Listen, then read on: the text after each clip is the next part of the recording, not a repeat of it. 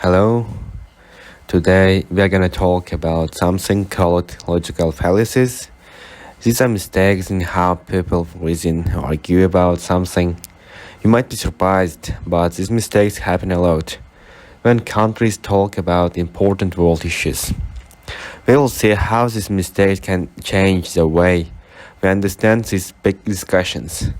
It's important for us because knowing about them help us think better and understand these discussions more clearly. Let's dive in and learn more about these errors. In this slide, Stroman fallacy. This is when someone takes another person's idea and change it to make it sound extreme or silly. It's like if one country says, let's adjust our environmental rules a little bit, and another country reacts by saying they want to close down our factories.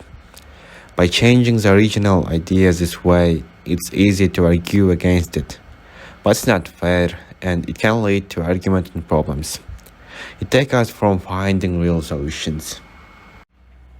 In this slide, we are talking about ad hominem fallacy. This happens when people stop talking about the main idea and start criticizing the person instead. For example, if a diplomat suggests a new plan for the economy, but another person ignores the plan and starts talking about the diplomat mistakes from the past, this kind of attack shifts our focus from the important topic to personal issues. It's not helpful and can ruin the relationship between the people or countries talking. It makes it hard to solve the real problem. In this slide, let's talk about the appeal to emotion fallacy.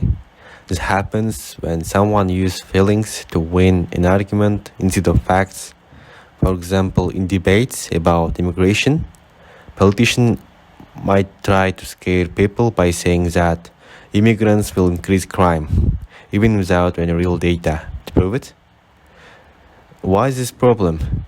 Using emotions can mislead people and change public opinion, leading to unfair policies based on fear instead of truth. It's important to recognize when emotions are being used to influence us so we can look for the real fact and make better decisions. Then we've moved the 5 slides. Why care about mistakes in arguments or fallacies? Understanding this helps us sort confusion.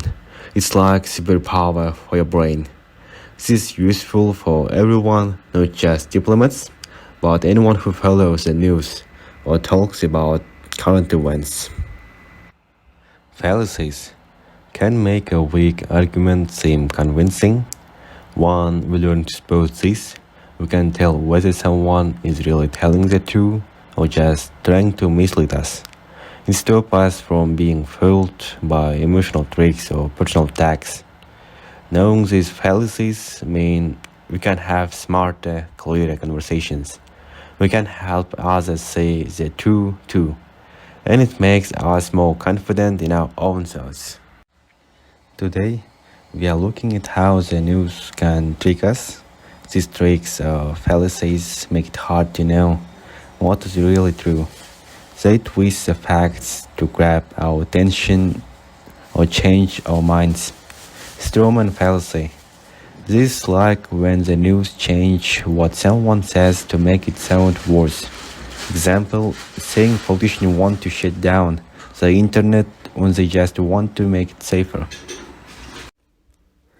Ad hominem fallacy. This happens when the news attacks someone's character instead of what they're saying. Example, criticizing a leader's past instead of talking about their current ideas. Appeal to emotion fallacy. This is when stories in the news make us feel scared or sad to influence us, instead of just giving us the facts. Example, showing sad pictures or to make us feel a certain way about the law. Why this matters? Knowing these tricks help us not get fooled. We can understand the news better and make our own opinions based on facts, not just feeling or misleading headlines.